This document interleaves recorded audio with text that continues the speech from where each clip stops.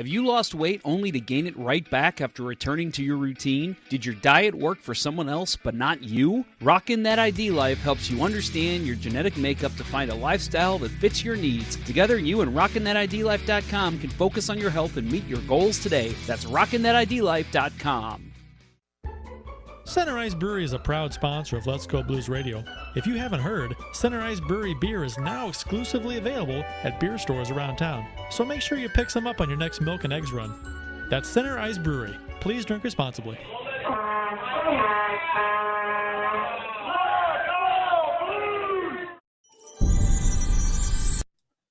Ips.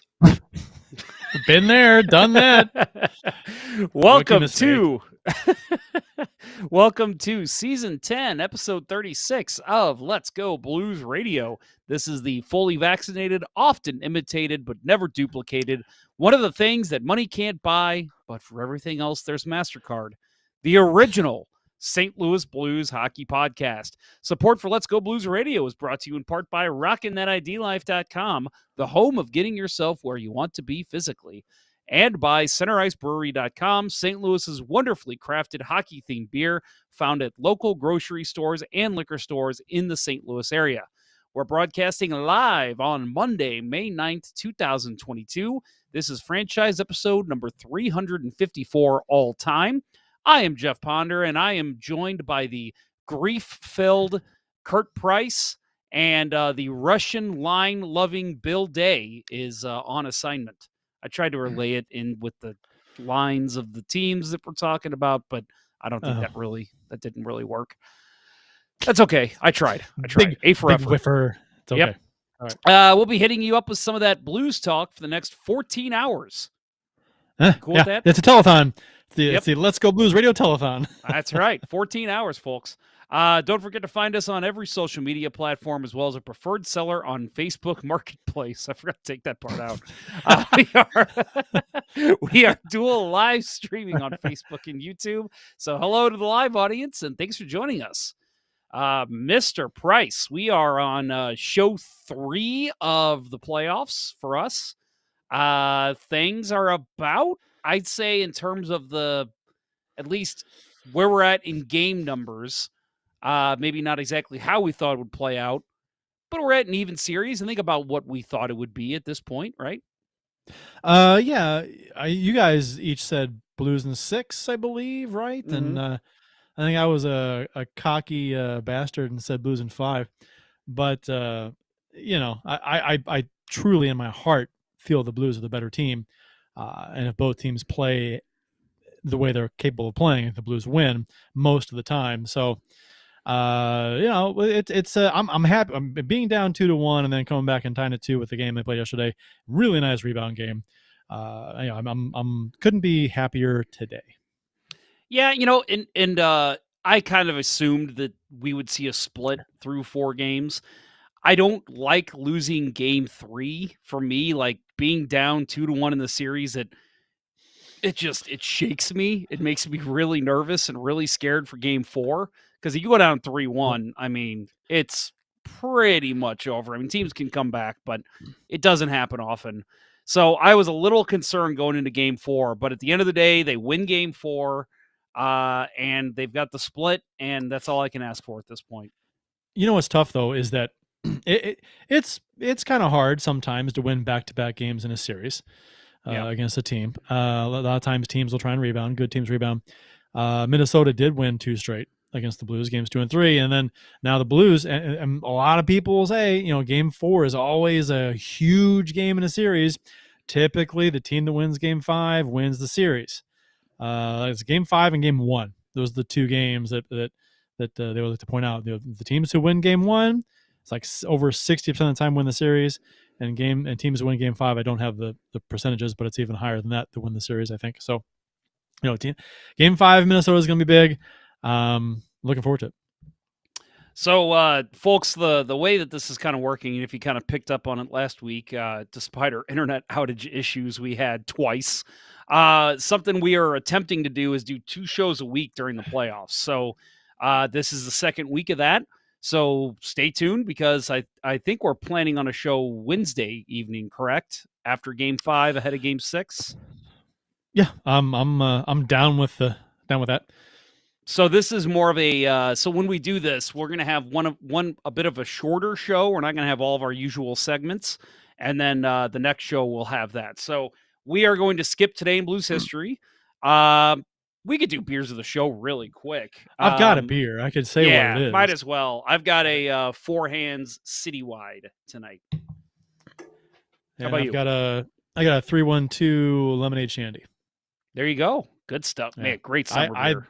I love the 312 is my go-to summer beer, I believe, this summer. It's going to be the year of the 312 lemonade shandy for me. The summer There of the you shandy. go. The summer of the shandy. I like that. There you go. The summer of Kurt. You're right. Summer of George. The summer of George. So as I said, we're going to get right into it with these kinds of episodes. So Blues lose game 3. We'll talk about very quickly at home, 5-1. Wild took the 2-1 series lead. This ended a 7-game losing streak for Minnesota playing in the city of St. Louis. Wild were outscored 35-15 in that time, and yes, that included playoffs. Ville Husso gets the start. Marco Scandella returned after missing 3 games with lower body injury, which is funny because going into this game, you're thinking, God, I hope we get Scandella back. How crazy is that to hear after all the shit we heard about him over the season? Well, yeah, I mean, when you've lost Letty and you've lost Scandella, and Bertuzzo takes a puck to the face, it's like you want any of your regulars to come back, because your alternatives, are, I mean, not bad players by any means. Santini, he's a capable fill-in, but he's not a guy you want to be plugging in there in the playoffs right now.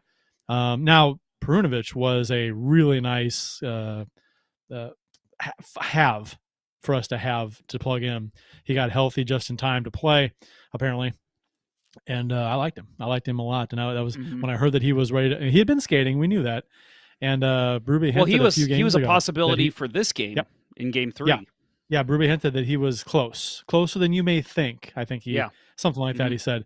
And That's so exactly that my ears perked up when I heard that like 4 or 5 days ago, and I was like, oh, he's close. I mean, that means he's probably going to play in this series.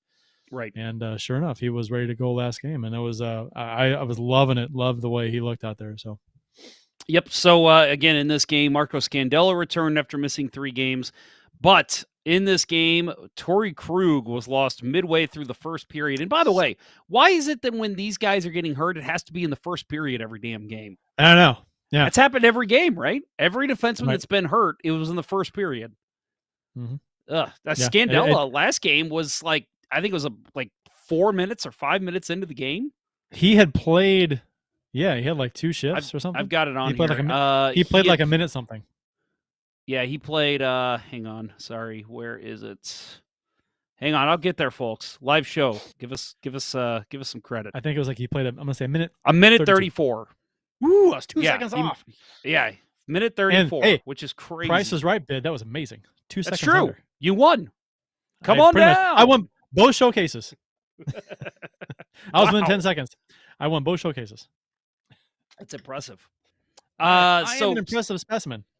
So through the first period, halfway through the first period, Torrey Krug goes out when he limped to the locker room following a neutral zone hit on Wild forward Matt Boldy, which just a weird play. You hear injury and you think, what happened to Letty, even maybe what happened to Bortuzzo. This is one where Krug was trying to deliver a hit. It was an awkward moment between him and Boldy.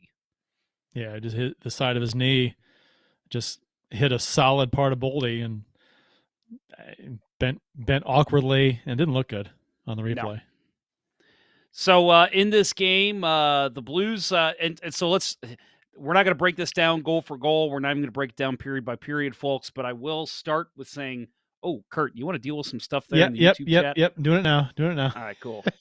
Again, we've said this on the show before, but that is the issue with streaming live sometimes is you get some fun little comments in the YouTube chat from some bots. So Kurt is dealing with those right now. So while he does that, I will go on and say that this game starts, and we're going to get into the hype video. We'll talk about that after break.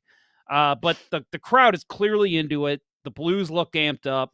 They're all swaying during the national anthem, and it's okay. This is it. The Blues are going to take the lead here. So they have a chance early on. And I think it was O'Reilly, actually, that had the chance very early, like within the first 20 seconds of play.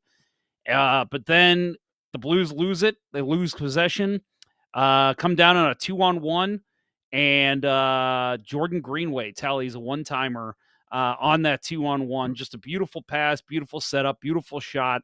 And Ville Husso, again, is in net for this game.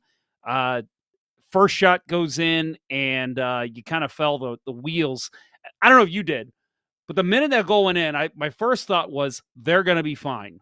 But then the next couple shifts go, and I thought, oh boy, and that's what happened. This game just got away from them pretty quick. Mm-hmm. Yeah, I mean, it was perfect execution on that 2-on-1, but you can't be giving that stuff up. I mean, it's especially that early in the game. And I felt bad for Husso because that was the second game in a row. The first two shots went in on the first three. The first two goals went in on the first like three shots, something like that. Sorry, I pulled up that link in the chat. The Naked Girls Here streamer recommends. I've got that up in the window now, so I'm kind of looking at that. Sorry. Oh, good. No, enjoy yourself. You know what? I can handle the show. Just enjoy yourself. Yeah. All right. I'll be right back. So again, this game, Blues lose it 5-1 in this one. Kirill Kaprizov and Joel Eriksson Ek, who had big game twos, they each had a goal and an assist in this game. Marcus Foligno and Ryan Hartman each had 2 assists in this game. Marc-Andre Fleury, again, looks good in net, goes 29 for 30 on the night in saves. And Ryan O'Reilly has the Blues' lone goal. So that's all I'll say about the game. Kurt, is there anything you want to add about this game? No, it was the worst game by far the Blues have played in a while. They had that nice long point streak in the season, and they look pretty bad. So I'm not. The first game of the playoffs, they looked good and won. The second game, I don't think they looked quite as good in some areas as the first game. And I'm sorry, they looked better, I thought, in some areas in the second game, but lost. So, ebbs and flows of the playoffs, and hopefully Game 3 is the worst of it, and the Blues came out better in Game 4, much better in Game 4. Complete turnaround. And the comments after Game 3 on social media, wow. I mean, this was interesting to me. So if we're still finishing up Game 3, sure. Series is tied 1-1. The game's not over yet. Technically, it's still 1-1 in the series, right? There are people abandoning ship. I mean, the Blues are playing really bad in this game. They didn't look good. And Husso wasn't stealing anything in this game. So, and, fans are rightful to be, annoyed by the Blues playing this game. But man, oh man, if fans weren't just giving up on this playoff round, they were like, this is over. And I get the worry because of the injuries to the defense. That's a concern. But to be giving up on the series when it's technically still 1-1 is wild to me. That's what I hate. That's a little much. That's a little much. Maybe I'm crossing a line here, but one of the co-hosts of the show was kind of giving up. Was one of those people. Well, you know what? I love Bill. Bill's an emotional but again, guy. that is in a private chat with Kurt and I. Right. That only we see. Right. So we use that as some therapy sometimes. But yes, there was some talk from Bill about the series is over, Blues are done. And I was buddy, give him a little bit of time here. Yeah, well, I mean, I've known Bill for a long time, and he wears his heart on his sleeve with sports. He's very emotional, and he gets fired up, and he can say some things, and then he'll walk it back later when he has a chance to kind of reassess. So, but yeah, that's life as being a sports fan, right? You get so wrapped up in the moment. We've done some. I mean, everybody who's a diehard sports fan has done some crazy and said some crazy shit in the moment. Um, Oh yeah. I have, but I've in my elder years here, I think I have learned to, and I used to do this. I'd throw shit across the room. Oh I'd be yeah. throwing my hands up. I'd walk out, be cussing left and right. I was as animated and as emotional as anybody. But yeah, as you get a little bit older, you understand that, okay, reel it in a little bit, because it could be a long series. It's, and during the season, it's a long season. Don't get too high, don't get too low. During the season, a lot of people were down on the Blues big time midway, because of their inconsistent play, and I was trying to be a voice of, a calming, soothing voice of, hey, step off the ledge, guys. It's a long season. This team's a good team. Let's see how the season plays out, and it played out pretty well. So I think this playoffs should be the same mentality. Don't get too upset over one game in the playoffs. Granted, My like I said, the defense is having some issues, but next we got some news. Well, it's not news. It was released yesterday, right. but No, about and this possible is defense coming back. So that's but encouraging. you can see why people were kind of walking to the ledge a little bit. I mean, with I with the way the no, defense is played and how everybody's hurt, you can see and Huso's not stealing games. yeah, Uh no. And Brandy Capone says, "Nah, I'm cursing the whole dang time." so my favorites, I got to tell like a quick favorite story that my mom loves to tell. There was a game and I remember it exactly. So let's see, it would have been 99, so I would have been 14 years old. Um Blues had a 4-1 lead going into the third period. And this is when they were going through the goalie carousel, and Jim Carey was the starting goalie for the Blues. And he gave up 5 goals in the third period, and the Blues ended up losing 7-4. Um, I went upstairs. Again, I was 14 years old. I went upstairs. I took every jersey, I took every decoration, and I literally threw him down the stairs and was like, I'm done. I am so done with this team. I'm done with them. My sister, being the bitch that she is, Ooh. she took oh, don't worry, I call that to her face. Um she she took every single piece of thing that I threw downstairs and she hit him. So later that night, of course I calmed down and I'm like, okay, I'll take my stuff back now. And my sister's like, no, I threw it out. It's gone. So I drove it to a dumpster. It's gone. I threw it all away because you said you didn't want it anymore. And I flipped out again, and it was this big fight. And hours later, it's like midnight. Finally, my mom's like, oh my God, you guys need to go to bed. Just give him his shit back, Tanya. And so finally she did. So I kind of learned then, like, okay, I need to tone it down a little bit. I think, well, Brandon Toma in the YouTube chat says fan is short for fanatic. Yes. So fans can be fanatic, and that's part of the great thing about sports is how fans react to certain things and the extreme measures they go to. Yep. It's like if you watch Steve Dangle, how he yells and screams and rants and raves in a funny way, I guess. I guess I'll compare Bill to Steve Dangle There you go.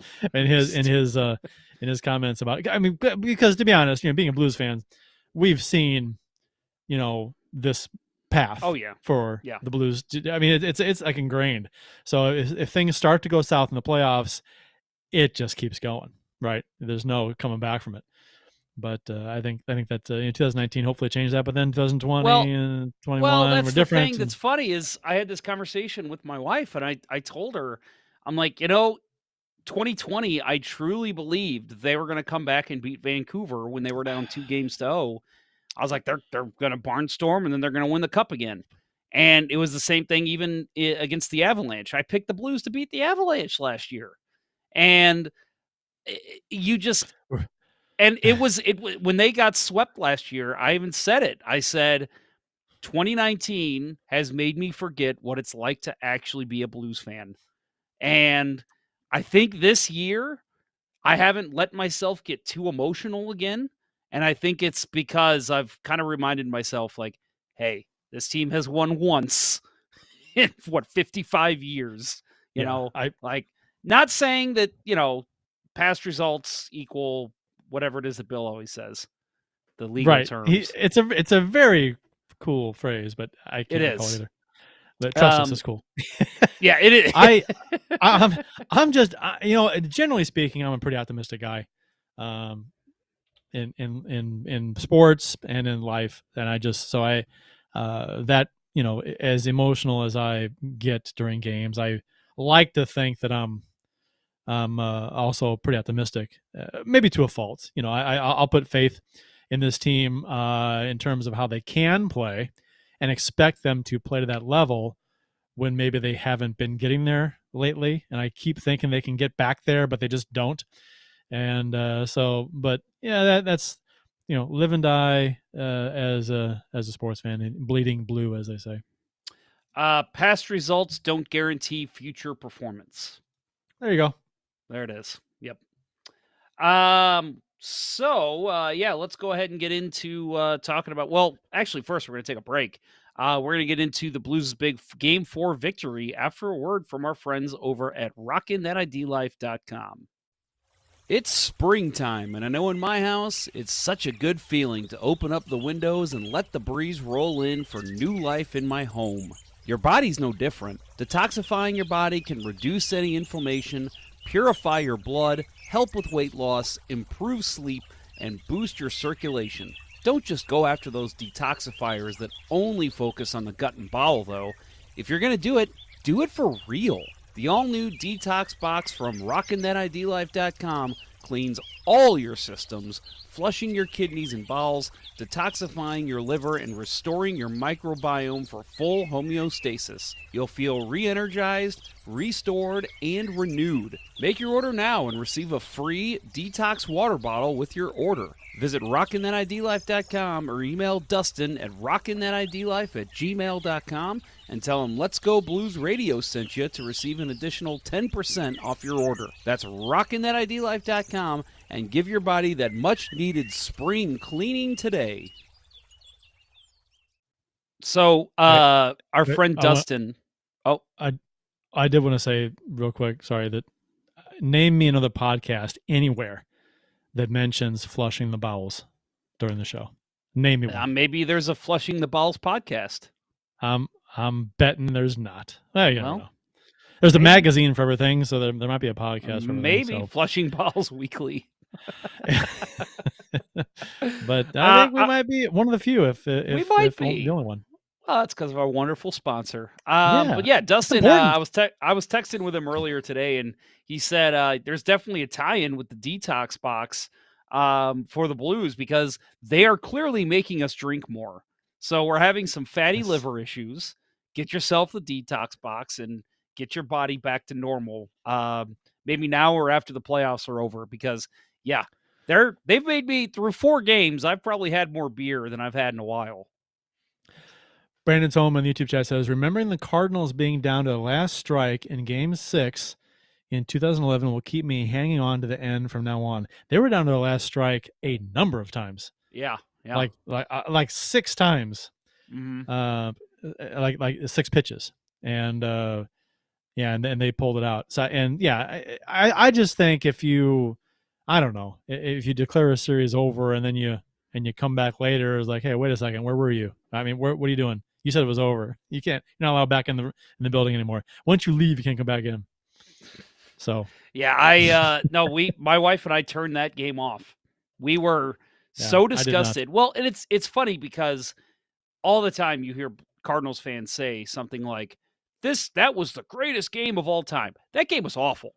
It was hard to watch. There were so many mistakes and errors made on both sides. You know what? The Cardinals were getting creamed. And I was just like, I can't watch this. I was like, I'm sorry, they're going to lose. I'm turning it off. That's the last time I've ever turned a sporting game off where I really regretted it. It was a poorly played game up until the last, 4 innings or so. But with the finish of that game, even with the poor play before it, that finish makes that game, in my opinion, the best game ever played. in the playoffs because of that finish alone. It doesn't matter what happened earlier in the game. That finish was Eh, beyond epic. I don't like Beyond calling it epic. ever played. I will say it was the In the most playoffs? entertaining Oh, game of all time. I name me a better one. I think it was the I mean, most entertaining game of all time, but I don't you've think it got was to. the best ever played. I do. I think the best that I've ever watched or seen, or I think the Red Sox coming back against Game the five Yankees being of down 3 games to none. Game Yeah. 5 of the first round of that year is one of my favorite games of all time. Roy Uh, Halladay and Chris Carpenter. that was a great game. That was a great That pitching was duel. It's one of my fantastic. favorite playoff games I've ever seen. I I agree, love but pitching duels but though.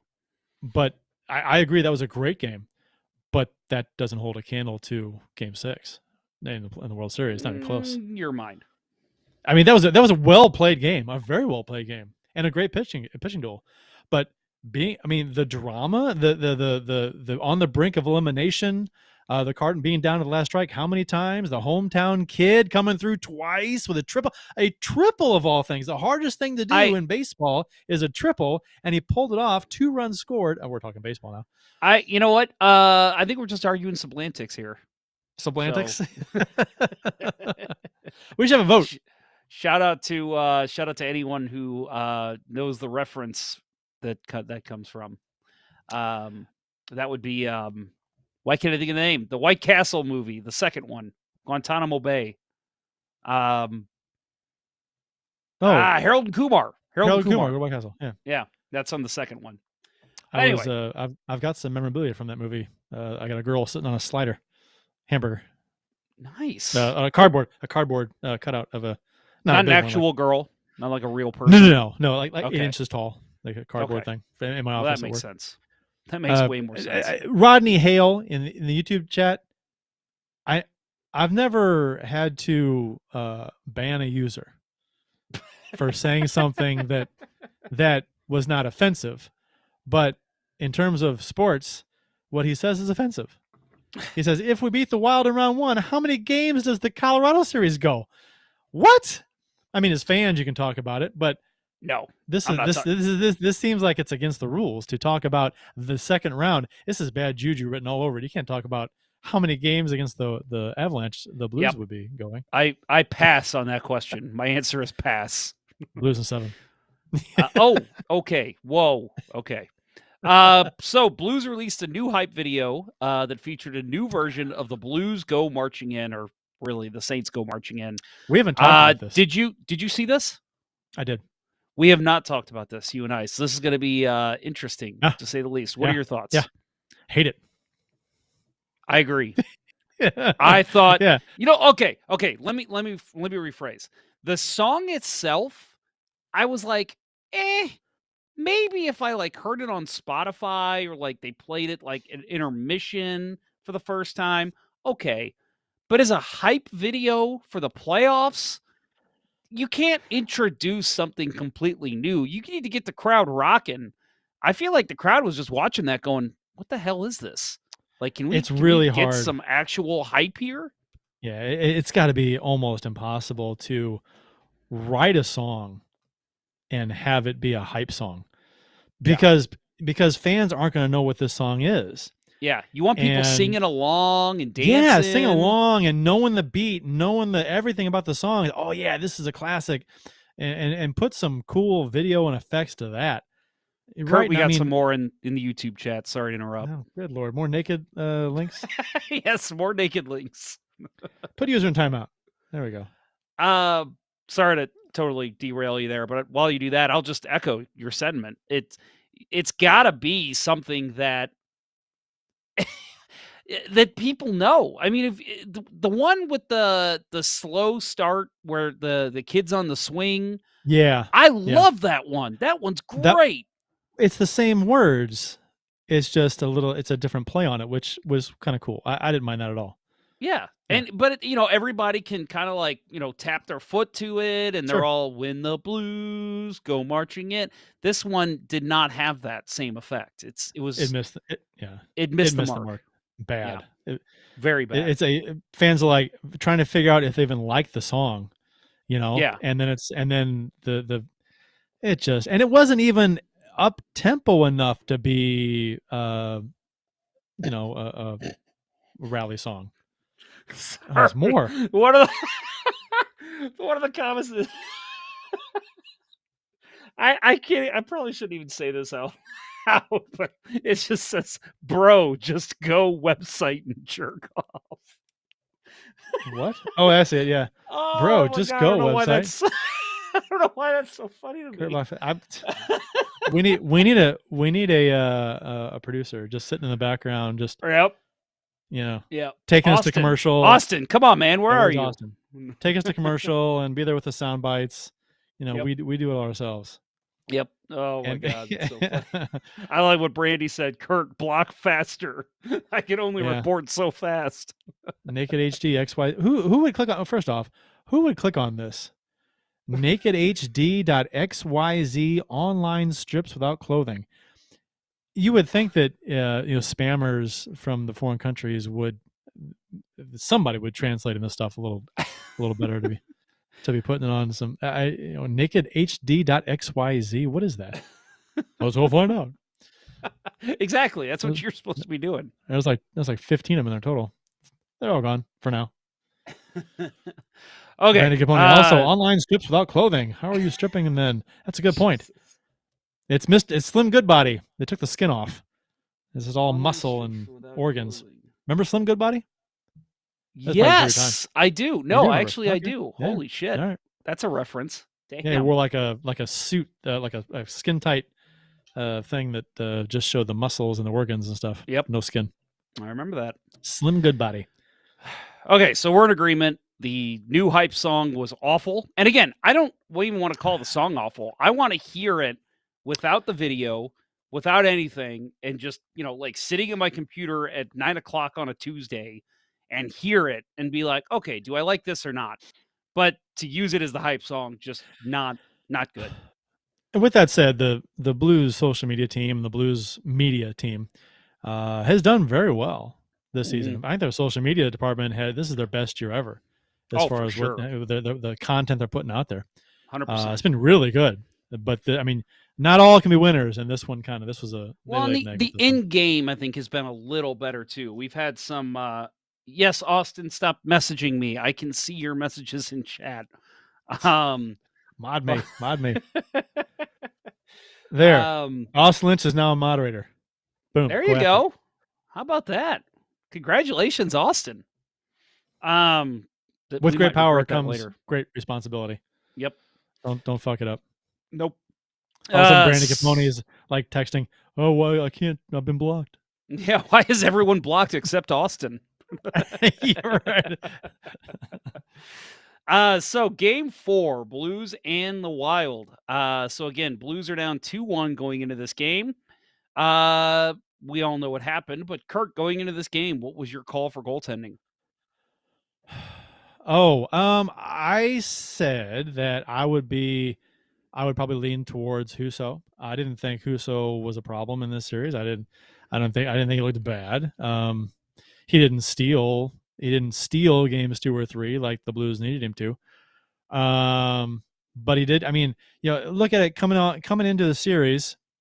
Some people wanted Bennington Husso to start game.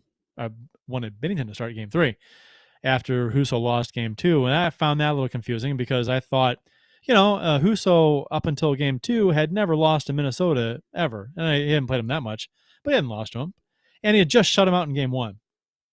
So I didn't understand some comments not wanting to go back to him in game 3. I thought it was no brainer going to game 3. But I thought, I still would have gone to him in game 4. We won and Bennington was really good, so I'm glad it went that way. Whatever works, right? Just win. But yeah, so I'll disagree with you slightly. I agree with you that I think Husso has not been in any kind of issue. But you did say that he has yet to steal a game except for maybe game 1.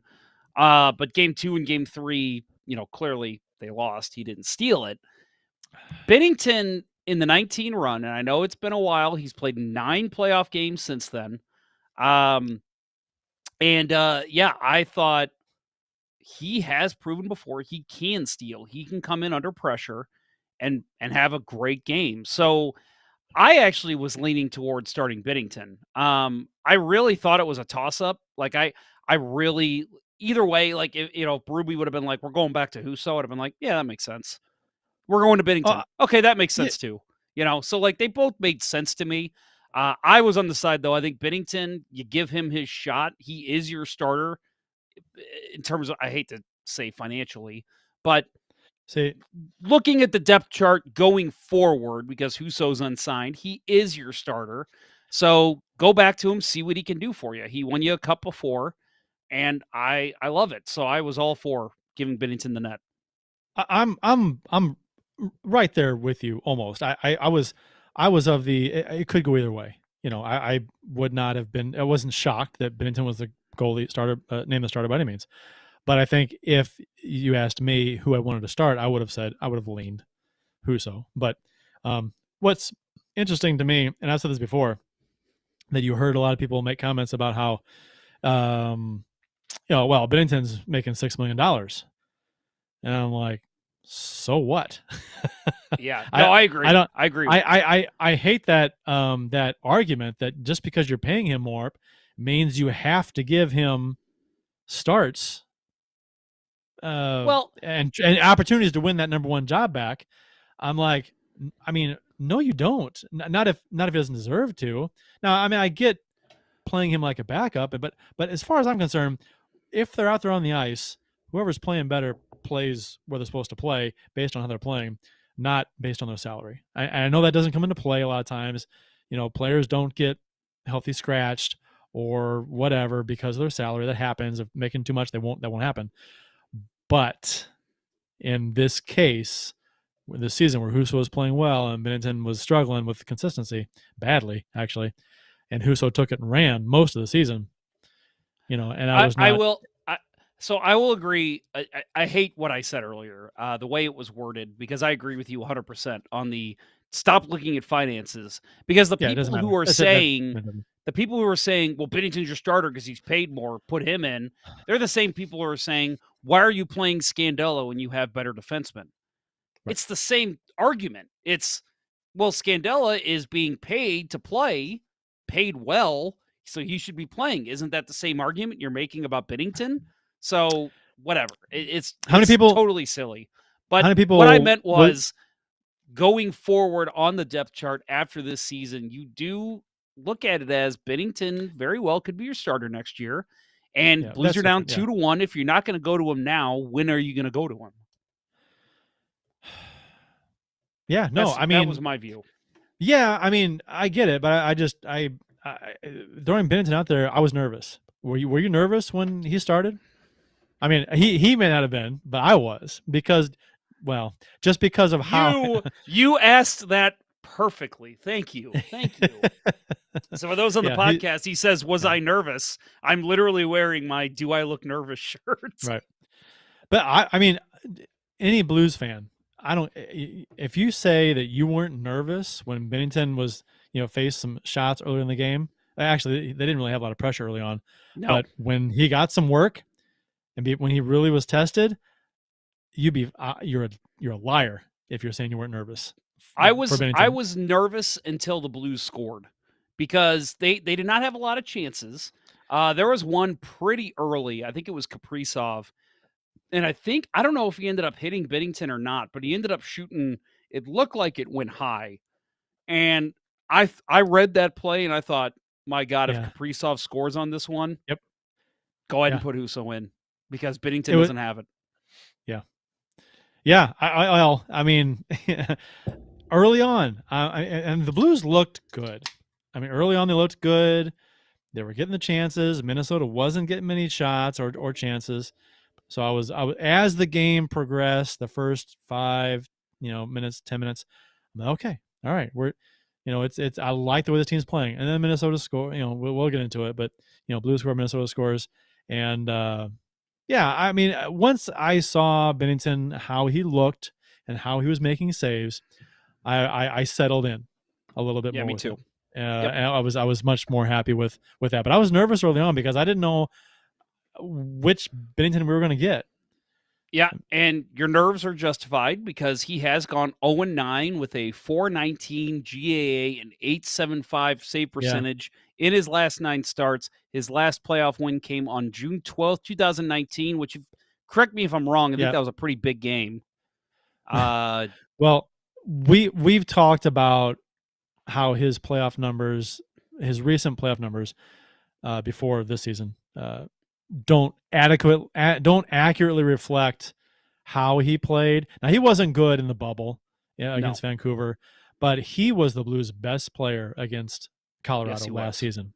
He Yep. was fantastic, and his numbers don't reflect that. So when people spout off Bennington's numbers, oh, he hasn't done shit since the Stanley Cup. Bullshit. You haven't watched him, because against Colorado he was really really good, and the team just had no answer for Colorado, No. and he was just peppered, Well, having and your they were your scorer out in Perron, right. and then having Falk No getting fall. taken out in game 2, I mean, Right. that really hurt Yeah. too. But yeah, Yeah. Yeah. So it wasn't him. you have to go back two playoffs. Just the one playoff run, the one playoff, the bubble playoffs, which was a bubble situation. It was goofy for everybody. So there's an asterisk there for me too, as far as his performance. So you You want got the 2019 performance with Bennington. You've got the next season with him, which is the bubble. So it's an asterisk for me. And then you've got the next season where he played amazing against Colorado, and now you've got this season where he turned in a really nice game, last game. So agreed. And so his recent playoffs have been very good. you So I talk shouldn't about have an been nervous. asterisk with the bubble. Um, I actually had, because I was, what I did was I was reading the game notes and I saw, at Bennington's last 9 playoff games, blah blah blah blah, he's 0-9, and I thought that can't be right. Like, because he won in game 7 in 19. That's 2 playoff years. He lost 4 games each year. How is he 0-9? Oh yeah, an asterisk in the bubble because they played X amount of fucking games. Yeah, Um, which is, I've actually gone back now in the past couple months, looked at that, and I've said there's a huge it asterisk doesn't on that count. year. It doesn't count. I hate I to mean, say it because it's shitty to say to Lightning's fans, but I mean, that is a huge asterisk year to me. Like, oh, that's such a weird, there's so many weird stat anomalies that you'll look back on in 20 years and be like, what the hell was in 2020? Oh, yeah, that's right. everything was fucked up, Yep. and I'm not going to say that Tampa Bay was not deserving of the cup by any means. Everyone played in the same conditions, Yep. but some teams handle it better than others, and the Blues were one of those teams where it just was not clicking for them. And as a Blues fan, it's like it's not the same. It doesn't count the same as a standard playoff year as this season. It's just not the same. It isn't. Yeah, I agree. So, no Letty, Bortuzzo, and Torrey Krug in this game. So the Blues ended up rolling 11 forwards, 7 defensemen in this game. The pairs before the game that were announced were Scandella, Pareko, Mikola, Falk, Rosen, Santini, and then Perunovic was your extra. And what we kind of read that as, okay, I say we, but I'll say I read it as, and Kurt, you may agree, power play, Perunovic is going to be out there. Like, Mm-hmm. let's get him some time in the offensive zone, see how he does. If he does well, we'll start putting him in defensive situations. And I think that's exactly what happened. He's the power play replacement for Falk, Yeah. for a Krug. So that's and he looked fantastic on distributing the puck from the point. Oh, Yeah. he's Yeah. so fluid, and so it He was looked like great. he has not had any time off. Like, Mm-hmm. he looked fine. He's well rested. Yeah. Yes, exactly. Binnington, I thought in this game looked pretty steady early. I mentioned that shot early on that kind of made me nervous, but we talked about the game against the Avalanche that he played, second to last game of the season. And I said I thought he was fine for the most part, but I agreed with you that he was kind of fighting the puck early on, and especially when the Avalanche started scoring goals in the second period. Um, I was a little concerned we were going to see that to start this game. Now, granted, the Yeah. Blues didn't give up a lot of shots early, but you could tell that Binnington was kind of focused early on. He wasn't fighting the puck. He was seeing it through screens. There was one that I remember he took right in the belly pretty early on and covered up, no problem. It was just a very good start, and it probably calmed your nerves a little bit to see him, right? To see him come out and, not that he was facing a ton of shots, but he looked pretty steady in the net early on. Yeah, and Minnesota had scored early recently in the playoffs, so you really wanted to look strong early in this game. You didn't want to get down early again in the first few minutes. Um, Yep. and yeah, I mean, the Blues played well in front of him too, and that was a key. Early on, you could tell the Blues had it in this game, and once Bennington got some work, and I thought he was moving well.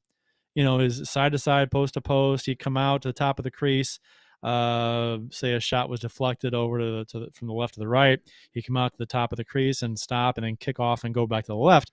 And he was moving fluid. He was getting good edges on his skates, and pushing back and forth, moving well. Seemed to be tracking the puck well. So I was happy with what I saw early, and it was just up to the Blues to get on the board first in this game. Well, that's a perfect transition, Kurt, because the Blues do get on the board first. Of course, I screw up the transition. Jordan Kyrou tallies his second goal of the playoffs at 4:19. Colton Parayko intercepted a pass in front of his net and carried it behind the other team's net. Well, kind of shot it in and followed it up.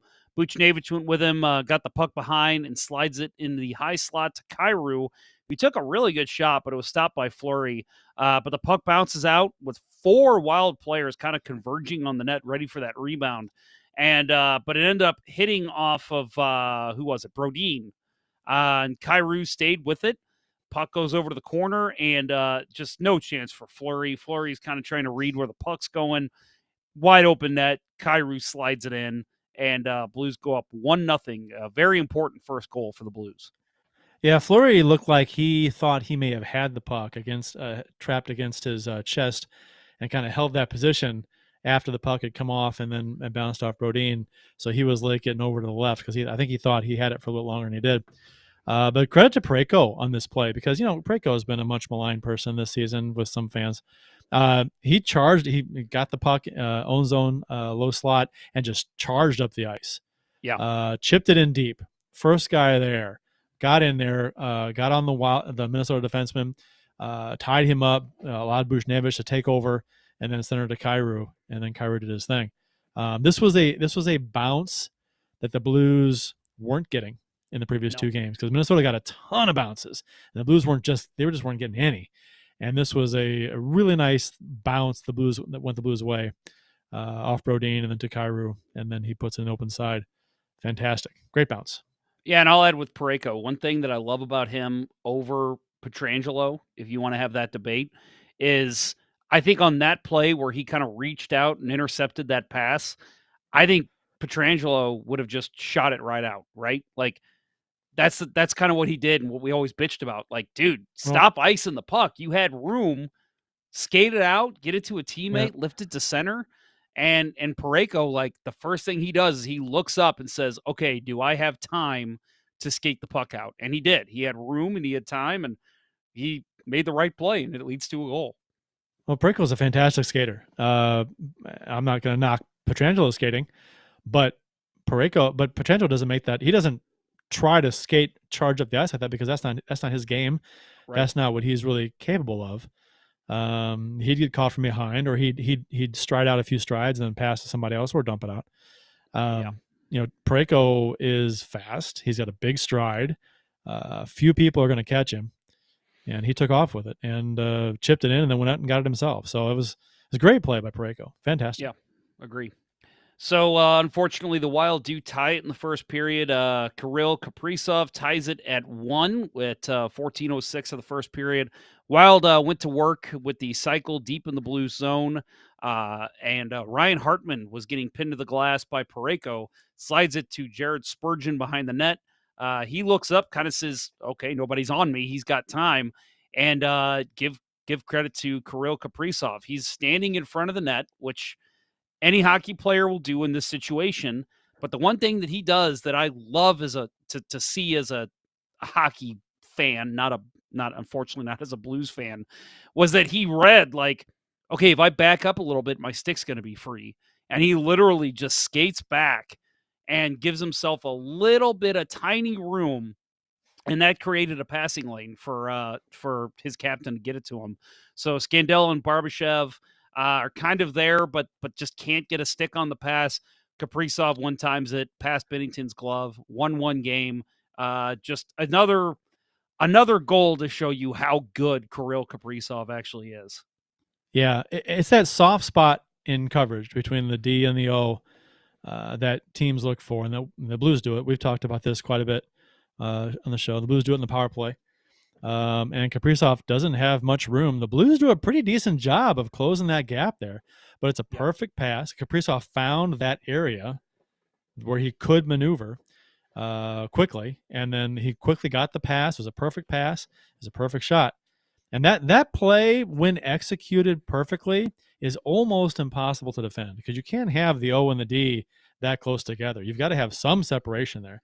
And if they can find that perfect slot there and feed that pass perfect and get that perfect shot off, it's really hard to defend. And I think the Wild pulled it off perfectly in that sense. Because if you look at the replay, the Blues are they're pressing, they're squeezing that zone down. They've done a pretty good job of closing that gap, but it was a great play by Minnesota. Yeah, I think the Blues read they were going to be able to read the pass from Spurgeon, so that's why he had time down low. But again, it was great maneuverability by Kaprizov to make sure he's getting open in that soft spot. And I at first I was mad that I looked up and I saw that Spurgeon had all that time. I'm like, somebody's going to get on him. But the Blues honestly had great coverage on this goal. Yeah. Just just a guy like Kaprizov, Ovechkin, Crosby. They're going to find ways to get the puck to the net, and that's exactly what happened. That's his fifth goal in the series for him, too. Yep. Fifth goal in the 4 games. Hard to contain that guy. He's pretty good. So the Blues have some pretty good chances to close out the first, including a late power play and Jordan Kyrou wrapping it around the net. And I thought he was going to score on this one. I don't know if you remember this play, but Yep. He wrapped around the net and really looked like he was going to go all the way around and then poke it behind Fleury. But Fleury, because he went around his stick check and was able to still get his pad out and make the save on Kyrou late. So the Blues end up out shooting the Wild 18-5 in the first period. Something we really haven't seen. The Blues just dominate a first period like that much, and they did it in this game. Yeah, and the first period was great. And so, which was weird to see. You check in with social media in between periods to see what people were talking about, and some people are down on this team because they played so well, and now they're only tied. Minnesota's going to push back, and then what happens? I was of the opposite. I was like, coming off the last game we played, which wasn't a good game, and how we looked in the first period, we dominated this period. Yeah, it would have been great to have scored another goal or two. But I mean, I guess there's no pleasing a lot of people, but you play well first and then the goals will come. Right. So I think it was just, I mean, if they continue to play this way, it's just a matter of time before they put some more in. Kurt, I hate that our cameras are so good because Austin Lynch just chirped me on YouTube, and he's right. He says, "Ponder, beer goes in your mouth, buddy." Yeah, I just spilled a little beer. With the beard, too, it doesn't help because it gets stuck in there, and then it starts filtering out in big chunks. So, yeah, I did miss my mouth there. You're right, Austin. Good job calling me out, Dick. It's yeah, well, Jeff, it's okay, Jeff. I remember my first beer too. Well, hey, if you're looking to have your first beer, Austin Lynch, who's a minor, I'm kidding. Wait till you're 21. We recommend that first beer being from our friends over at Center Ice Brewery. Do you like hockey? Of course you do. Do you like beer? Of course you do. Are you 21? Let's hope so. If you answered yes to all of those questions, run on down to your local beer distributor and pick up a 2-4 of Old Arena Lager, the Beauty IPA, or any other delicious hockey-themed beer from Center Ice Brewery. That's right. Center Iceberry beer is available at various beer stores around town. So check around for the one closest to you. That's Center Ice Brewery. Let's go Blues.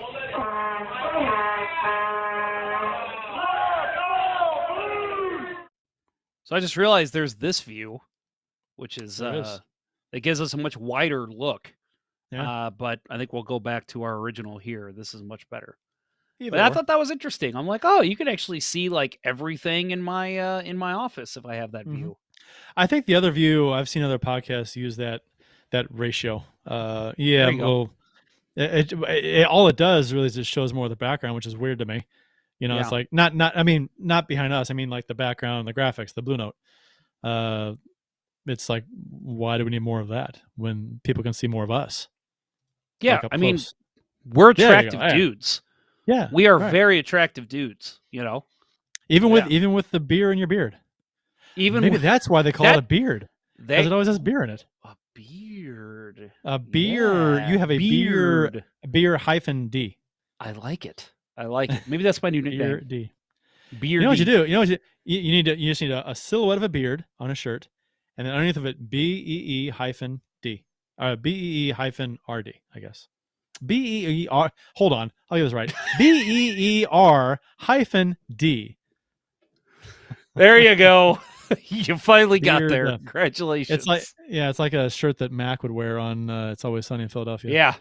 Yeah, there you go. Second period of this game, Blues score the next one, go up 2-1 when David Perron puts the Blues up by 1 at 10:30 of the second period. Wild were trying to enter the zone, but they turned it over. O'Reilly skates it in as Minnesota is slow getting back, led to a quick 2-on-1, which almost wasn't a 2-on-1 because there's a Wild defenseman that was trailing Perron pretty good, but Perron kept the feet moving. And O'Reilly sends it to Perron, who goes to the backhand and lifts it on Fleury. And he made a great save. And when he made that save, I go, God damn it. Because it was just beautiful play by both Perron and O'Reilly. But fortunately for the Blues, fortunately for the Blues, the puck squirts out. And the refs didn't signal anything. But replay went to show that Marcus Foligno tried to poke the puck back to his goalie, but it actually hit Fleury and then goes into the net, and then the Wild ended up fishing the puck out. So it was fully over the line, and Blues go up 2-1 on the Wild. Yeah, Foligno was standing on the goal line, like hanging on the crossbar and trying to keep the puck out with his skates, and just kind of slides between them. Yeah. I was like, kind of a fluky bounce goal, I guess. But, the Wild have had a couple fluky goals in this series, so we'll take it for sure.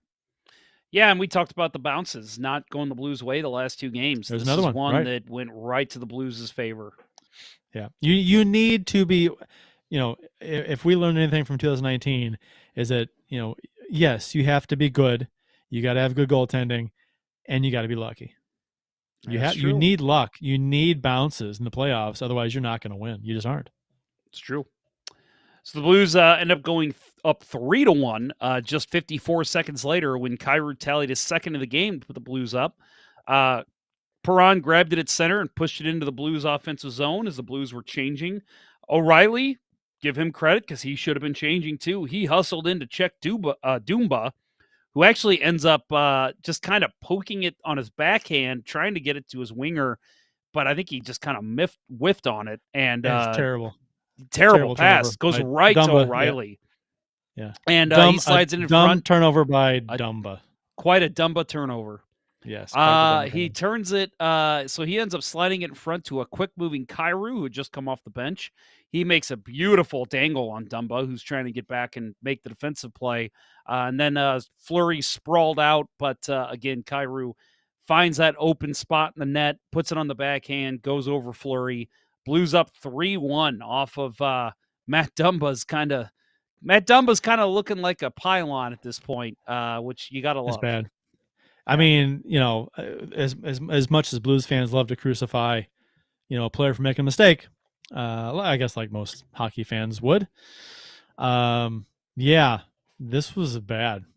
This was just a bad play because he goes to the corner to kind of give a quick little jab pass or a jab chip thing on the board on the corner to go up the boards a little bit, and he does it and it goes nowhere. He like kind of he just like slams it right into the boards and curls left, and O'Reilly's right there just to grab the puck and throw it in front. And Kyrou does the highlight reel goal, which at this point in the game, he had passed up some shots that I'm not a shoot guy, but God damn it, he had 2 or 3 golden chances to shoot from high danger scoring chances, and he passes, into traffic, through defensemen, 2 guys that are covered, like in a little, and it's just like, oh, what are you doing? To let that go. Your shot is so good. And I'm like, it's a shame he likes to pass so much because he's not great at it. Yeah, right. He's a much better shooter. Yep. And he needs to do that more often. Don't try and be Thomas. Let Thomas be Thomas. You be Kyrou. You shoot. So with about 2 minutes left in the period, the Wild go on the power play after Thomas tripped Kaprizov. The Wild's power play goes to work with some great movement, and it leads to a one-time chance from Kaprizov in his sweet spot. But Binnington steps up, gets across the crease, makes the save with his glove, smothers the rebound, and at this point, you're thinking Jordan Binnington is back. This is his crease now. He's looking great. He's moving well. I think back to that Edmonton game when he gave up, 4 goals in the first 10 minutes of the game, and he ended up getting pulled. He didn't look like he was moving in the net. Like, he just was too slow reacting to plays. This one in particular, watching him go from his right to his left, he looked like the old Binnington, and ends up covering the rebound too. So nothing there for anybody in front of the net to try and get at. For this shot to go in, it was going to have to go tucked in upper glove, to beat Binnington because he got over in time. And I said earlier that in the game I noticed he was moving side to side very well, and he got over very well here. Took away the meat of the net, and when was forcing Kaprizov to put it in a corner, which is tough to do. And he made the save, and this was a huge save because it was 3-1 at the time, and it was late in the second period, and the Wild are pushing hard the last like 5 minutes of this period trying to score, and they came with the heat, and Blues bend but didn't break, and Binnington held the fort because if Minnesota scores here, it's 3-2 going into the third. And then you never know what's going to happen with them having momentum going into the intermission and coming out in the third. I mean, I would have been a little nervous if they had scored late in the second, because you see that all the time. Teams that score late in the second come out in the third and being down by a goal, and they end up tying it. It happens a lot. Yep. So talking about the third period, the Wild do score the next one, makes it 3-2. Just imagine if they scored on that one off Kaprizov. They're coming out flying here in the third period. Yep. They're coming out with the same vigor if they score that goal. So, so that was a big save by Binnington to make, because at 2:39 in the third, Matt Boldy scores. The rookie scores to cut the Blues' lead to 1. Kevin Fiala had to be crazy strong on the puck, deflecting away stick checks from Shen and Kyrou as he circled into the slot and threw it in front. Puck bounces out in the low slot, and Wild keep jamming at it until it goes in. Middleton had a point-blank shot on Binnington, who made the save, but the puck came out to the red goal line where Parayko tried to keep it out, but Boldy eventually got his stick on it to convert for the Wild. So a 3-2 lead for the Blues, just 2:39 into the third period. Those nerves coming back for you, Kurt? Yeah. Well, I mean, the Blues have played so well in this game, and then you knew the Wild were going to push, right? I mean, they're a good team. You can't expect in the playoffs to just dominate beginning to end against a team that you're supposedly evenly matched against, right? That's just expecting the Blues to do that is just, that's a little much. But if you look at the replay, the one that from the outside down low on the ice, you can see Binnington's blocker hand go to reach to cover the puck, and it gets poked in as it's coming down just before. If a half second more, I think, and Bennington grabs that with his blocker hand where he had dropped his stick and went to grab it, and it just got poked in just before Yep. he grabbed it. So it happens. And it was a carryover from the second when they were pushing hard, and they were pushing Yep. hard in the third. Yeah, and I was nervous because it's a 1-goal game. Minnesota's playing well. They have momentum, and if we lose this game, we're down 3-1. So that was creeping into my head. Yep. Oh, yeah. I think every Blues fan was thinking the same thing. So another big jam play by the Blues came a few minutes later with Tarasenko, Parayko, Barbashev, and Buchnevich all in the crease trying to poke it in, but Fleury and the Wild kept it out. And I mention this because I felt like there was a lot of those jam plays. Like, this is where we're getting into the meat of the series. It's in Game 4. At this point, Blues have a lead, and it's 2-1 series for the Wild. There was a lot of just, let's just get it to the net and just poke at it and hope we can get it in. It's already worked for the Wild previously in this game, and then I think that was Game 3 where they had one of those goals too.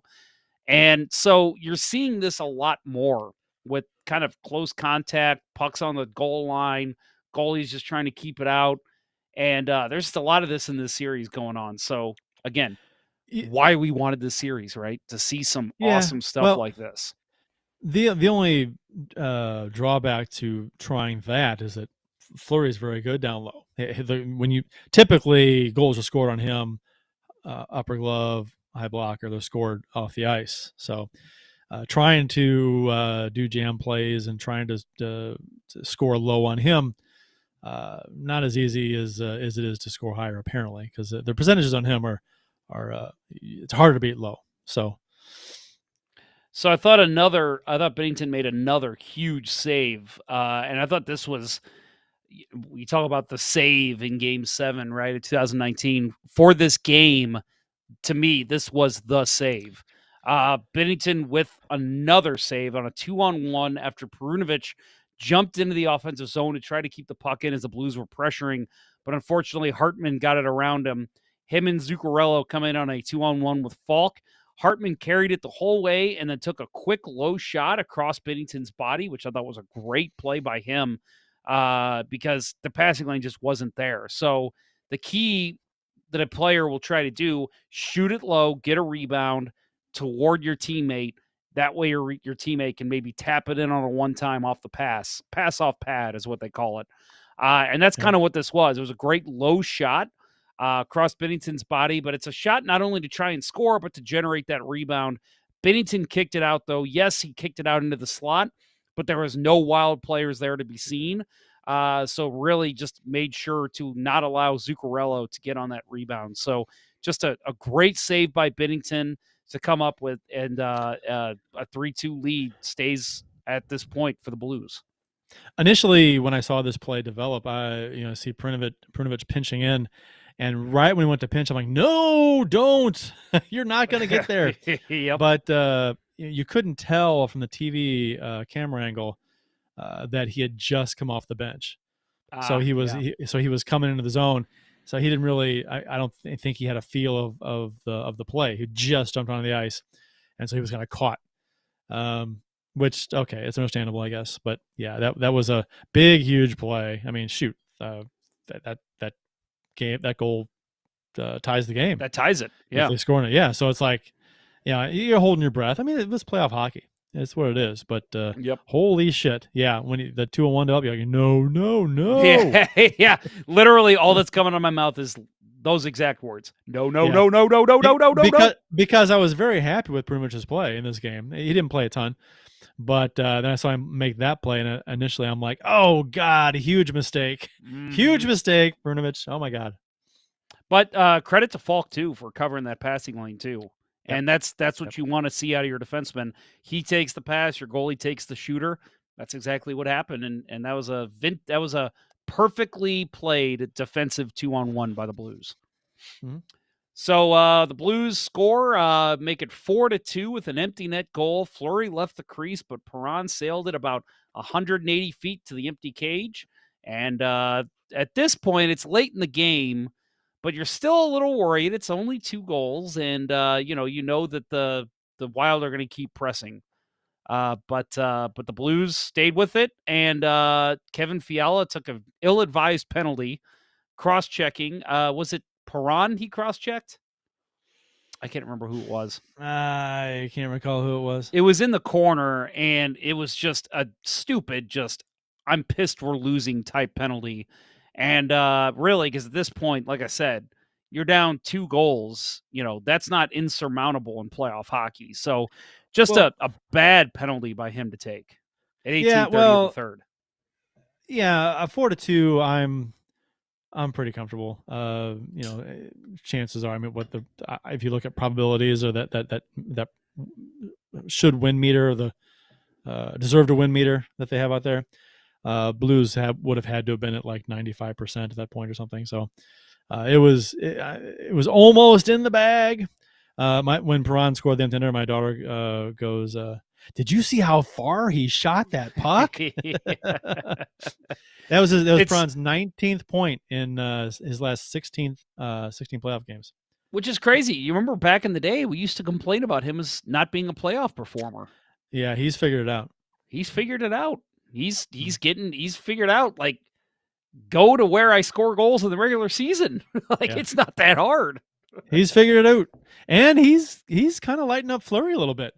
He is his buddy. his friend. It's got to be extra special for Perron to light up his friend.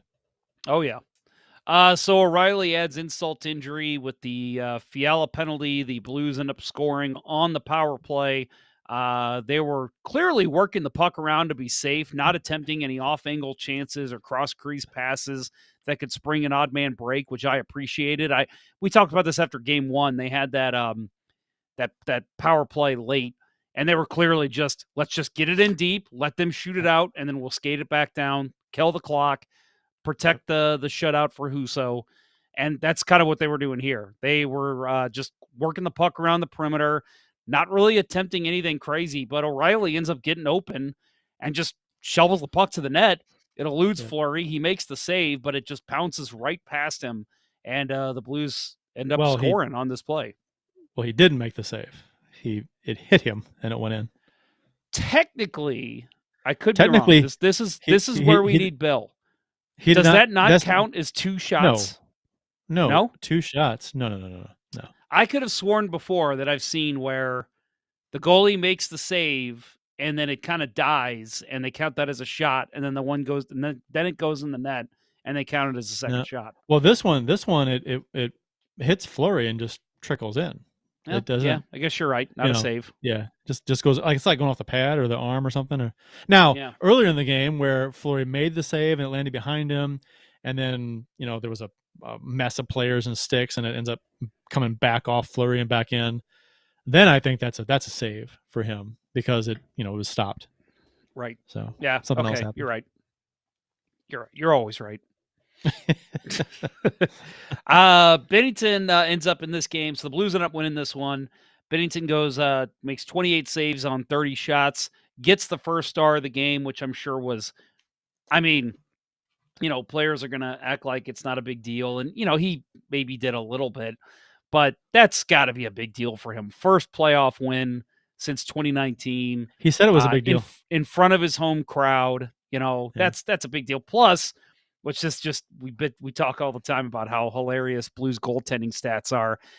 So that's only the that's only his second win outside of one playoff year, right? So he ties Mike Liut and Greg Millen for most playoff wins by a Blues goalie at 17. So next one he gets, he will be the all-time winningest playoff goalie for the Blues. I mean, being in net for every single victory in 2019, I mean that'll move you up the charts in a hurry amongst Blues goalies, since most Blues goalies were done before the third round. They never made it out of the second round. Yep. So David Perron, 2 goals and 1 assist in this game. Ryan O'Reilly, 1 goal and 2 assists. It's funny because that line has kind of what was clearly been the Blues' best line, but Brandon Saad's kind of nowhere to be found at this point, right? Like, I haven't noticed him out there. I have. He's had some chances. I thought he had some jump this game with the rest of the team. He didn't get a point, did he? In this I game, don't think so. but I noticed him more in this game than in the previous couple. But in all fairness, a lot of the Blues were MIA in Game 3. Yeah. So yeah, but no, I get you. Oh damn it, Austin, Come on, a Austin. couple more. I'll step in here. Put user in timeout again. How do you ban a user? I lost that option. That's weird. And it's supposed to So in hide the user on this channel, and it's not hiding them. yeah, Weird. no points in this game for Brandon Saad. Yeah. So yeah. Yeah. I think this was a better game for him than the previous couple. I thought he had some chances around the net. I mean, not okay. I thought he was active around the net. I wouldn't say he had chances himself. Maybe one or two, but nothing glaring. Winning Unlimited gets my comment of the show. Austin, stop clicking on the links and start banning bots. This is the worst issue with bots we ever had. We had bots before, but not like this. Yeah, they just keep coming back. Remember the was it the neo-Nazi bot that one time? Yes, that was Remember really that? bad. That was bad. That was really bad. bad. Yeah, I At remember least we didn't this even want to is say the name of the bot. I know, right? At least this is just it's just naked people. Nothing wrong with some naked people. Nah, naked people doing stuff. That's fine. That's right. Marco Scandella played in 134 before leaving with a lower body injury. Berube said it was the same injury that caused him to miss time recently. So you have to probably assume that he's probably going to be out again. Yeah. We'll talk about Game 5 here in a minute with Bortuzzo and Letty possibly coming back, but not good news for the Blues defense to lose another guy. Okay. I think if we do, which we're going to talk about, get Bortuzzo and Letty back, I don't really care about losing Scandella, especially with Perunovic apparently being okay to play since he played last game. I think our defense is great. Well, it's fine with those guys. I'm not too worried about Scandella not playing. Bertuzzo, Letty is like the the glue for that defense, the kind of the transition game and the calmness back there in the own zone. Love what he's brought to this team since we brought him over. And then, like I said, Perunovic is a really nice wild card to have to be able to plug in there in place of Krug. So, I would love for everyone to be healthy, but Scandella being out, if we get other guys back, I'm not overly concerned about it. Yeah, I agree. Yeah, if we get even just one of those guys back with Perunovic, right, the way he played, Perunovic, 1 assist, so his first playoff point in the NHL, yep. 1 block shot in 12 minutes and 2 seconds of time on ice. Compare that to Steven Santini, who was a +1 in 308 of his time on ice. And I go into this game thinking those two are probably getting about the same amount of ice time. But I think the way Perunovic looked, I think Berube was comfortable just saying, let's just roll him in regular lines. And that's what ended up happening because he looked fine. Played 10 minutes and something? 12 minutes and 2 seconds. Oh, it was 12 minutes. Okay. Yeah. Okay. You know what? I liked Rosen in this game. I thought he was good. I thought Rosen looked good too. Yeah, I was no problem with him. Yep. So I mean, and it helps when your offense is clicking and controlling the puck, and right, that relieves pressure on the defense and allows them to do their job. So, right. I was very happy with how the Blues played overall in Game 4 in a game that was almost a must win. Right, you don't want to go down 3-1. So while we're praising the D, we'll mention Justin Falk led all skaters with 31 minutes and 10 seconds time on ice. And he also had 1 assist on the night. So Falk putting up the big minutes. And I think right behind him was Parayko at like 30:07 or something. So they both played both those guys played over half the game. Yeah, which, for those of you who were around during the Pronger McInnes days, Pronger would play half the game. Oh, in for playoffs. Sure. He'd play half. So him and McInnes, typically, there was always one of them on the ice. Yeah, almost always. So that was a night. And it's still a shame one of those teams didn't win the cup. Yeah, It's I know it's a it's crime. ridiculous. It's a It's crime. ridiculous. So looking ahead to Game Five, again, possibly we will see Robert Bortuzzo and Nick Leddy return, which I think we'll agree Scandella will probably be out. And I don't know who else. I'm guessing Santini would be our next guy out too. Yeah, But I the think Blues so. rolled 7D. Do they roll 7D again? Or do they go back to 12 forwards? It depends on how healthy the guys are that return. How healthy is Letty? How healthy is Bertuzzo?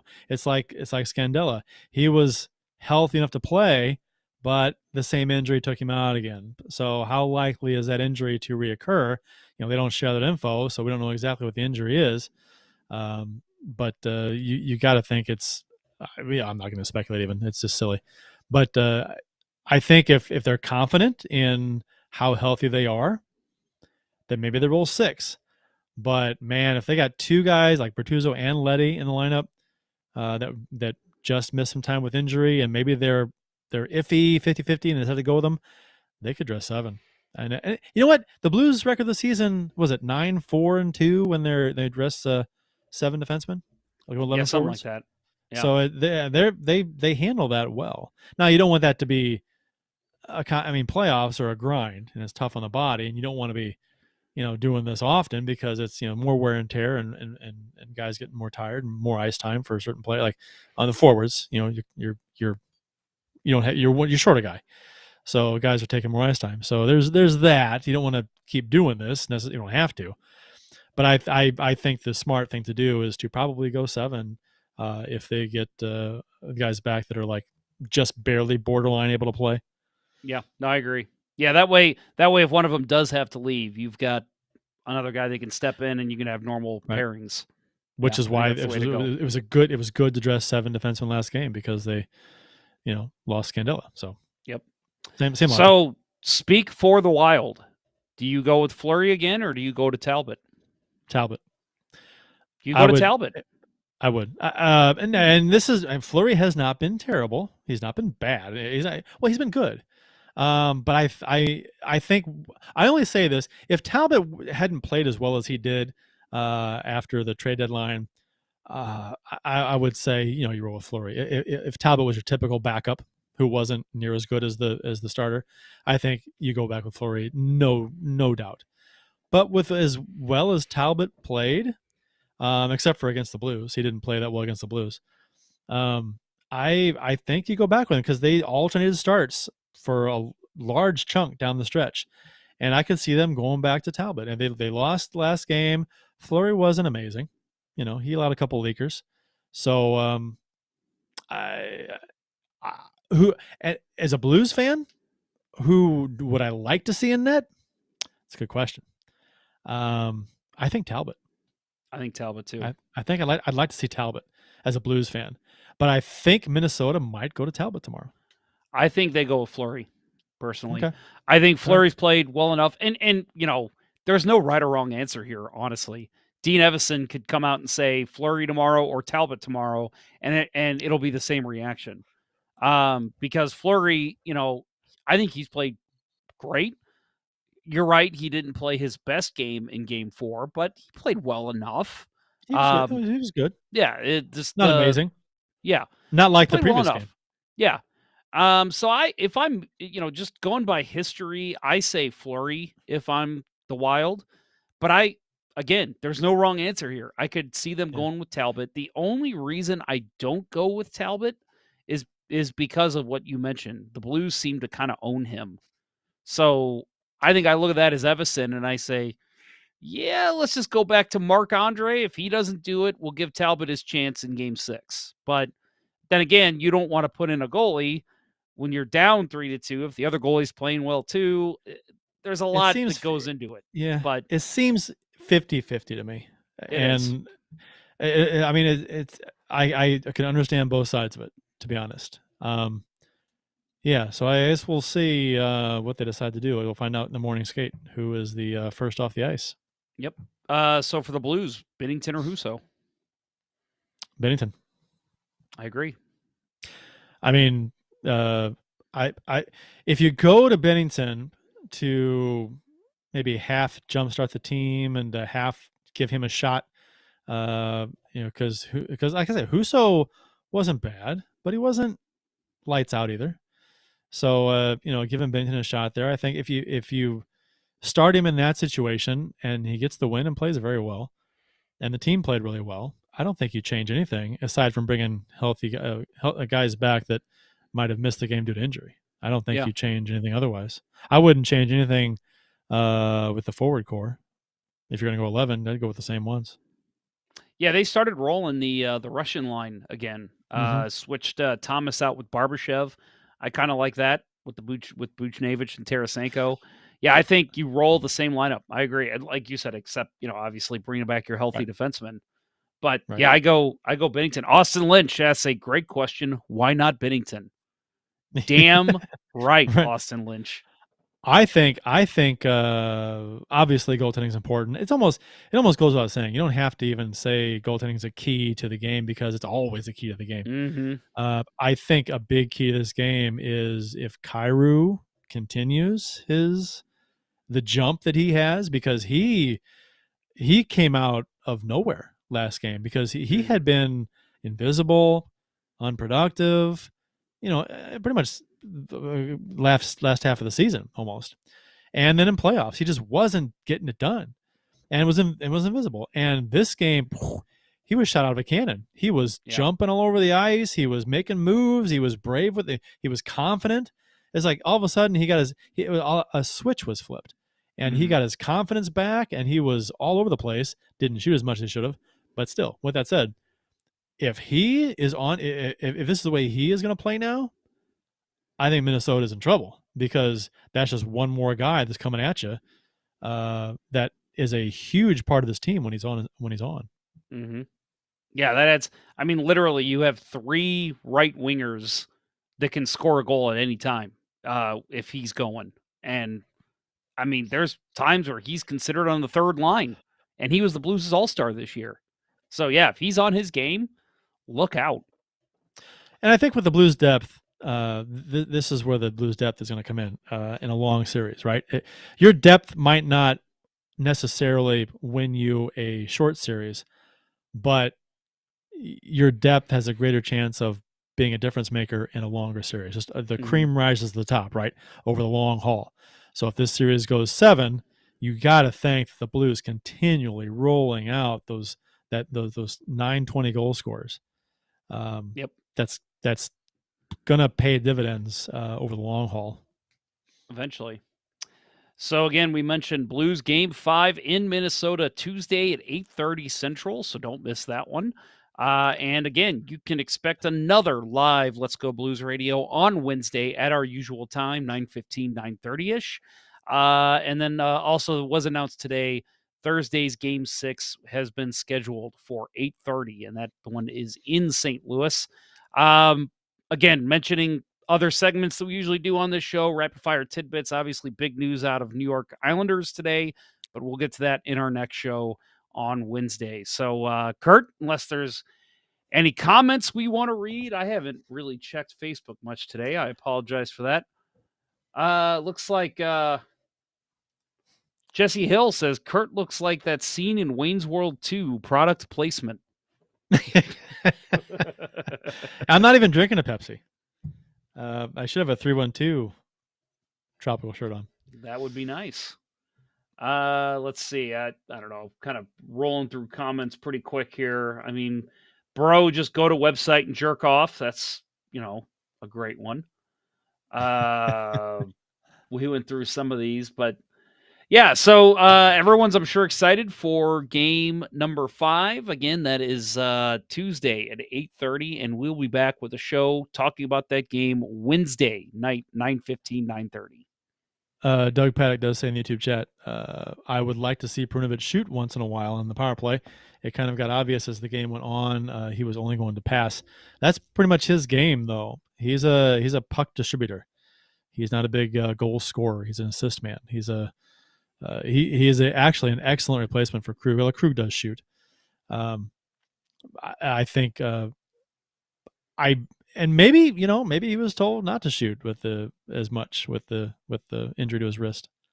Huh? Yeah, it's Maybe. possible. I don't know. Austin Lynch, Curtis with the Pepsi shirt, and Ponder has the Coke fridge. I didn't realize you could see that. Yeah, that was a. Oh yeah, yeah. That's a new addition to the Ponder Studio. I got one of those. It's actually really cool, and I think I told you guys about it off the air once. It only holds 6 cans, but it plugs in. Um, It's electric. dun, dun, Um, dun, dun, dun, dun, dun, and it dun, was dun, dun. there. You go. It was only $29 at Walmart. I It's electric. unfortunately I don't drink Coke. If I drink a soda, it's going to be a Dr. Pepper. But still, I thought, I don't have any red in the office to support the Cardinals. So this is Okay. perfect. What's your favorite Dr. Pepper variant? The dark berry. Okay. Have you had that? No, I have not had dark berry. I've got my son picked out a Dr. Pepper cherry Dr. Pepper in the fridge, which I had never had before. Delicious. It's very good. I got what do I have in here? I got Dr. Pepper something in here. Dr. Pepper cherry zero sugar is what I have. Oh, that can't be any good. It's not bad. No, it's not bad. What's in it? Stevia or what? What? Stevia? What's in it? Stevia? Yeah, the artificial sweetener. I don't know what's in it. You're asking me stuff I don't know, man. You're a Dr. Pepper aficionado. You don't know what the artificial sweetener is in your I don't need zero? to know that shit. Yeah, I don't know. Sucralose? Sucralose, maybe? Sure, that's what it is. Yep, that's it. Sounds delicious. So the dark berry was released the last Spider-Man movie. No Way Home. Far From Home. Well, No Way Home was the last one. Far From Home. Far From Home before the last. And it was basically like a play on Mysterio, and I fucking loved that. I went and bought a bunch of cases of it. I was drinking it like crazy. Well, then when the movie left theaters, they unreleased it. Well, now apparently they're re-releasing it this summer, so I'm very excited about that. You should pick one up if you've ever seen one out. You know, a buddy of mine collects Dr. Pepper, like off-brand Dr. Pepper, like Dr. Schnee, Mr. Pibb, Dr. Thunder, just tons of them. He's got, I don't know, 25 cans in his office on the back of his desk. So I've actually had the idea of doing a YouTube show of me trying different Dr. Pepper variants like that. You should make a website and rate the different variants, like 5 stars. Which one's the best off-brand Dr. Pepper? Rate them all. I would love to do that. I just need to have more hours in the day. It's a spiced cola, I believe they call those. Right? Yes, that's correct. Bless you, sir. Bless you again. Excuse me. Woo. Talking about you got it's all on your beard. It's all like all over the beard. Yeah, right. Oh God, gross. I'm kidding. Joking. Well, I think that's it for today's show there, Mr. Price. That'll do her. Have anything else? I do not. Oh, good Lord. Do I need to close this show? Stop. Now I can't stop. Once you pop, you can't stop. That's right. All right. So, everybody, thank you for listening, and support for Let's Go Blues Radio is brought to you in part by ID Life, the world's only truly personalized vitamin platform based on a health assessment of your DNA.